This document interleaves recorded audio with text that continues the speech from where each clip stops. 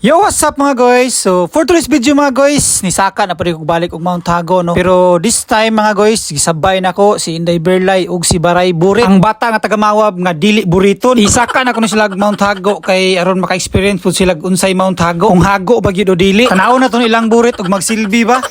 Good morning guys. So, saka taron og Mount Hago. How ba si Baray Burit? Og si Inday Berlay.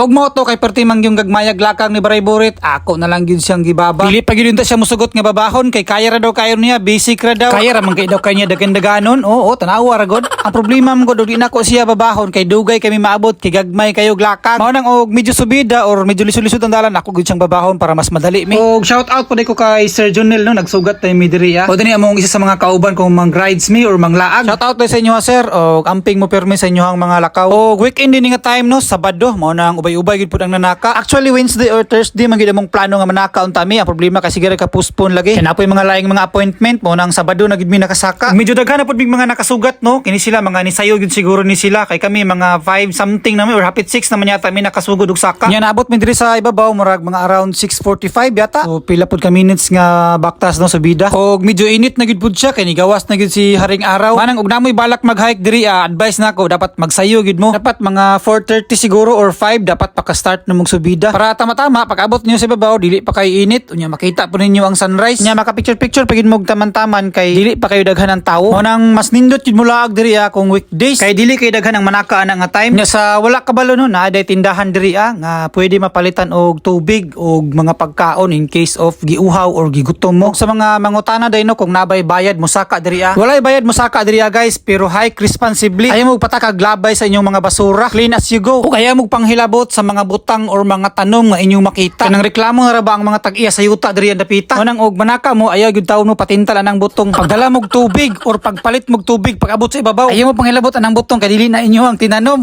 Og FYI day no, kining Mount Hago sakop na din siya sa Barangay Patrocinio, New Corilla, Davao del Norte. Og gitawag ni siya og Linantaw Peak. Pero noon lang yun siya as a Mount Hago. Siguro kay mahago man jud kay ning maadto ka diri Mao gurong gipanganlan nila ni og Mount Hago. Pero ang nakanindot mo ko diri mga guys kay beginners friendly ra kay ni diri mga guys. Perfect ni diri sa mga gusto magsugod-sugod og hike or bisag trip-trip lang gud ninyo nga manakag bukid. Kay dili man guys siya ingon nga as in layo og dili pud siya ingon nga subida kayo. Sakto ra gud siya. Sakto ra gud para panington og hangakon ka. Bitaw kumbaga sa level niya ba murag kuan ra level 1 ra or basic ra kayo. Pero syempre og namoy balak manaka diri make sure gyapon nga healthy and fit mo. Kay hike at your own risk ba ni diri Meaning to say kung magkinaunsa kung magka-trouble wala jud laing responsable. Ikaw og imong kauglingon ra gyud. Manang og nakay sakit or dili ka fit mo saka ay na lang jud patuga-tuga og adto diri. Yan to diri na lang pud siguro. Katura daghang salamat mga guys. Thanks for watching. Amping pirmi. Oh God bless. There was a time some time ago when every sunrise meant